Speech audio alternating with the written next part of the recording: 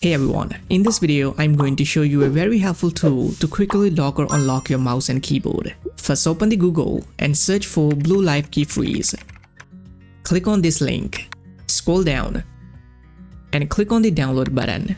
It should automatically download this tool. If not, then click on this direct download button. I'll also put the website link in the description. Here's the downloaded file. You need to right click on it and extract it. If you have a 32-bit system, then open this file. And if you have a 64-bit system, then use this file. Now when you double click on this file, you'll see this pop up at the bottom and it'll lock your mouse and keyboard within 5 seconds. Now I can move my mouse, but I'm unable to click on any file and the keyboard is not working as well. To unlock it, you need to press the shortcut key Ctrl+Alt+F. You'll see this green pop up. Now mouse and keyboard is unlocked, simple as that. If you want to further modify its settings, right click on this lock icon and select options. Let me explain all the settings. If you do not want it to lock the mouse and keyboard whenever you double click on this executable file, then you need to uncheck this option. If you only want to lock your keyboard or mouse, you can select or deselect that from here.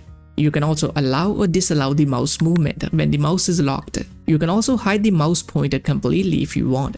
Next, you can assign your desired shortcut key, but I'll keep it to default. If you enable this setting and lock your mouse and keyboard, what happens is, it'll instantly show the Windows lock screen when you unlock it using the shortcut.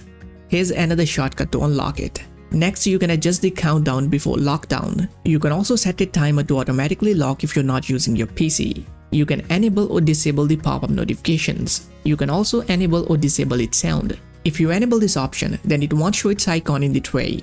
So that's it guys, it's a very helpful tool and you should definitely check it out. Please like and subscribe to my channel for more helpful videos. I'll see you in the next one. Have a great day.